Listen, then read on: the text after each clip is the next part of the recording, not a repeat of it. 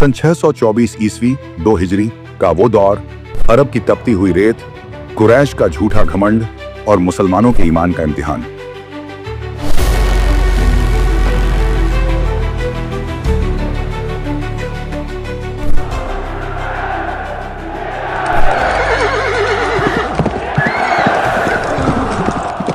Medina के गरीब लेकिन मजबूत मुसलमानों का जमात और मक्का के ताकतवर कुरैश का लश्कर, यह गजवा इस्लाम की तारीख का पहला बड़ा मुकाबला बनने जा रहा था। इस गजवे का नाम था गजवा ए बद्र, जहां हक और बातिल आमने सामने खड़े हुए। मक्का के कुरैश बरसों से इस्लाम को दबाने की कोशिश कर रहे थे। उन्होंने रसूलुल्लाह और उनके सहाबा पर जुल्म ढाए। हिजरत मदीना के बाद भी उन्होंने चैन से न बैठा। अबू सुफियान, जो कुरैश का बड़ा सरदार था, शाम से मक्का की तरफ एक बड़ा कारवां लेकर आ रहा था। उस कारवां में लाखों का माल और दौलत भरा हुआ था। रसूलुल्लाह को खबर मिली कि यह माल हकीकत में मुसलमानों की जायदाद है, जिसे कुरैश ने गासिब कर रखा था। रसूलुल्लाह ने फैसला किया, हम इस कारवां को रोकेंगे। लेकिन अबू सुफियान चालाक था। उसने जासूस भेज दिए थे। वो कारवां को बचाकर दूसरी राह से निकाल ले गया, मगर उसने मक्का में आग भड़का दी। उसने कुरैश को उकसाया, मुसलमानों ने हमारे कारवां पर हमला करने की कोशिश की है, अब हमें उनकी जड़ काटनी होगी। कुरैश की फौज की तैयारी, मक्का की गलियों में ऐलान हुआ। हर कबीला अपने बहादुर निकाल लाए। मदीना की तरफ रवाना हो, मोहम्मद और उनके असहाब को सबक सिखाओ। एक बहुत बड़ा लश्कर तैयार हुआ। तादाद 1000 सिपाही, उनमें 100 घुड़सवार और 600 जिरह बख्तर, लोहे के कवच वाले जंगी। हर सरदार अपने साथ घमंड, शराब और शानो शौकत लेकर आया। सरदार ये लश्कर था अब्बू जहल। वो अकड़ कर कहता, आज हम मुसलमानों को कुचल देंगे ताकि कोई हमारी बराबरी करने की जुर्रत न करे। मदीना की तरफ ईमान वालों का सफर। मदीना में रसूलुल्लाह ने मुसलमानों को जमा किया और फरमाया, कुरैश ने जंग का ऐलान कर दिया है, अब हमें फैसला करना होगा, मुकाबला या पीछे हटना। मुसलमानों की तादाद थी सिर्फ 313।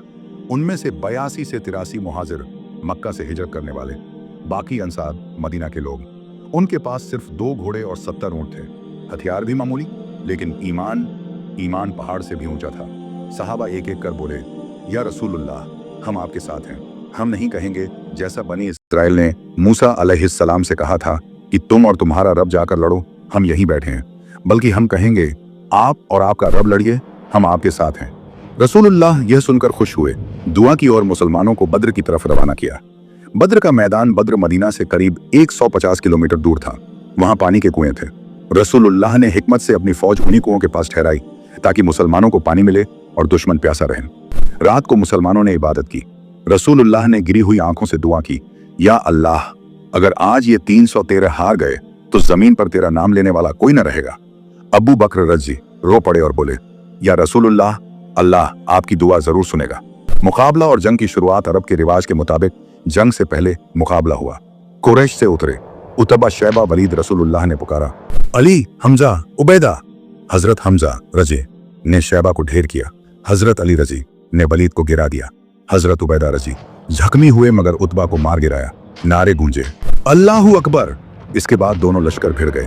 धूल उड़ने लगी, तलवारें चमकने लगी, तकबीर की आवाजें गूंजने लगी। रसूलुल्लाह ने एक मुट्ठी मिट्टी उठाई और कुरैश की तरफ फेंकी। कुरान में आया, तुमने नहीं फेंका बल्कि अल्लाह ने फेंका। सूरह अल अनफाल 17। फरिश्तों का न्यूजुल जब मुसलमान पूरी कोशिश कर रहे थे, अल्लाह ने मदद भेजी। 1000 फरिश्ते आसमान से उतरे, सफेद कपड़ों में, घोड़ों पर सवार, हाथों में तलवारें। सहाबा कहते थे, हमने ऐसे लोग देखे जो इंसान न थे, वो दुश्मनों की गर्दनें उड़ा रहे थे। कुरान, मैंने तुम्हारी मदद 1000 फरिश्तों से की। सूरह अल अनफाल 9। दुश्मनों की शिकस्त, कुरैश का घमंड टूट गया। उनके सरदार गिरने लगे। अबू जहल, मुसलमानों का सबसे बड़ा दुश्मन, 2 नौजवान मुसलमानों ने उसे मार गिराया। रसूलुल्लाह ने फरमाया, यह उम्मत का फिरौन था। कुरैश के कई सरदार मारे गए, बहुत से कैद हुए। मुसलमानों में भी 14 शहीद हुए। गजवे का नतीजा, कुरैश की फौज भाग गई। मक्का मातम में डूब गया। मुसलमानों के हाथ बड़ी फतह आई। रसूलुल्लाह ने कैदियों से इंसाफ का हुक्म दिया। कुछ फिरौती देकर आजाद हुए, कुछ ने मुसलमान बच्चों को तालीम देकर आजादी पाई। गजवाए बद्र सिर्फ जंग नहीं थी, बल्कि हक और बातिल का पहला बड़ा मुकाबला था। अल्लाह ने साबित कर दिया कि कमजोर मगर ईमान वाले बड़ी से बड़ी फौज को शिकस्त दे सकते हैं। रसूलुल्लाह ने फरमाया, बद्र वाले सबसे अफजल हैं, उनकी रूहानियत क़यामत तक बाकी रहेगी। तादाद नहीं, ईमान मायने रखता है। अल्लाह की मदद तब आती है जब इंसान सच्चे दिल से जद्दोजहद करे। मुसलमानों को हमेशा हक और इंसाफ की राह पर रहना चाहिए।